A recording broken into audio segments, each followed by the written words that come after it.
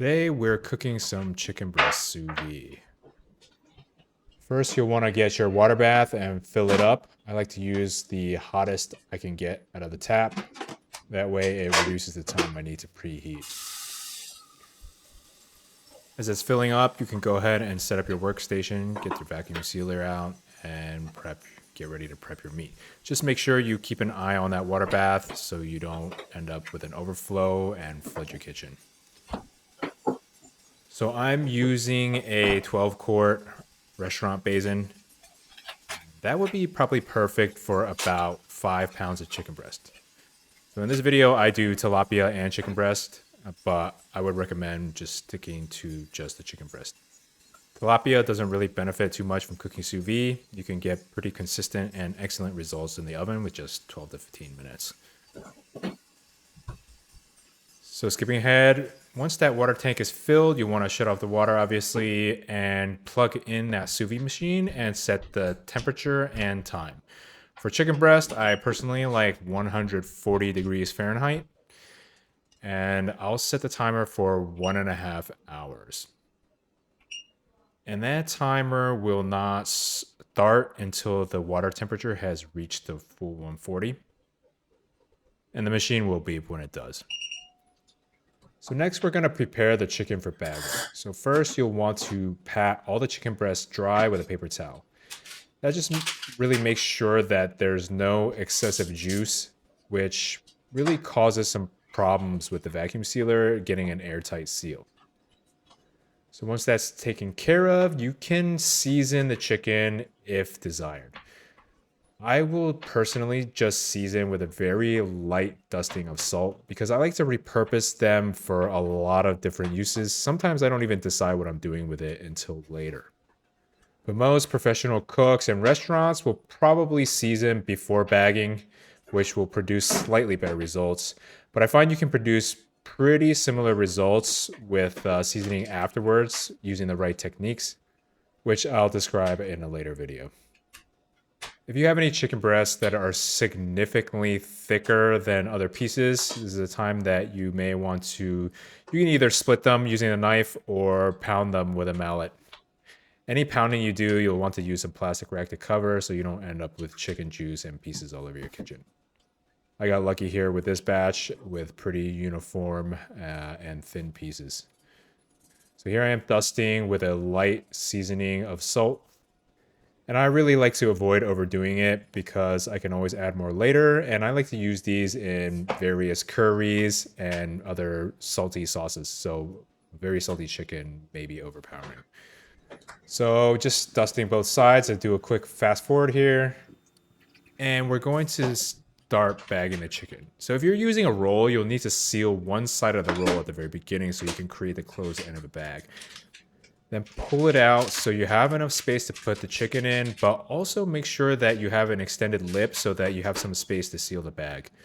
Once you've pulled it out far enough, latch the system and seal again so you can seal the other end of the next bag, and then cut it with the bag cutter.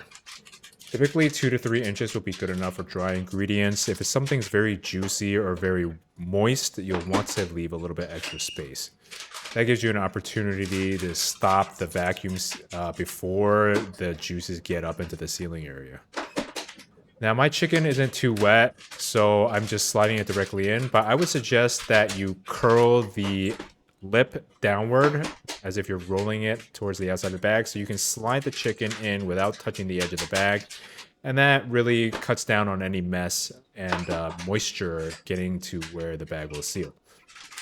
So if you care about the appearance of your finished product and you're not going to do any finishing, I would put the rough side of the chicken breast against the dimpled side of the bag. And that way you don't get any dimple imprints on that smooth edge of the chicken. Now, once you got all the chicken bagged, you can get ready to seal the bags. Okay, let's fast forward a little bit. Now make sure you rolled up the sealed edge of that roll so it doesn't get in the way. And place the lip of the bag with the chicken into the vacuum reservoir, close it, latch the lid, and press vacuum. Depending on the model of your vacuum sealer, there may be a dry, moist, or even sous vide mode. So if you have pat the chicken pretty dry earlier, the dry or sous vide mode should be fine. But if you find that there's a lot of moisture or juices in the bag, you may want to use the moist mode. If you don't have any of these options and it's pretty juicy in there, make sure that you watch the juices carefully and have your hand ready on the seal button. Once you see the juices start shooting up towards the sealer reservoir, make sure you quickly press that seal button so that you can stop the vacuum and start the sealing process. Because if the liquids get to where the seal is supposed to be, it might prevent an airtight seal. So I'm here just punching the chicken to work on my restraint. No, I'm just kidding. I'm just flattening the chicken out a little bit. It's unnecessary, especially if you had cut the chicken or flattened with a mallet previously. Just make sure that there's no air in the bag and that the seal is airtight. You don't want any water getting into the bags, which will ruin the meat. And once you're done sealing all the bags, they are ready to go in the bath. And a quick fast forward here. You just drop the chicken in, and ideally you want to have some sort of separation device. In this particular tank, I have a little grate here separating.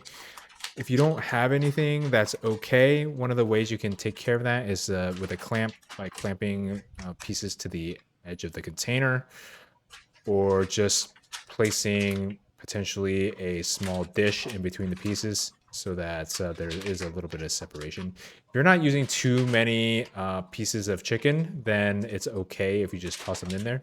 And make sure that all of the meat is fully submerged. If everything is properly vacuum sealed, everything should drop and sink to the bottom. If there's any pocket of air trapped in the bag, it'll probably be best to reseal. It's okay if part of the bag hangs out of the water as long as the entire piece of meat is under there. And that's pretty much it. That's about 5 pounds of chicken breast prepped in under 15 minutes. It's best if you have a lid to cover it so you prevent any evaporation, and it helps keep the heat in a little bit better. And once that's done, you can go ahead and chill it with an ice bath and go ahead and store.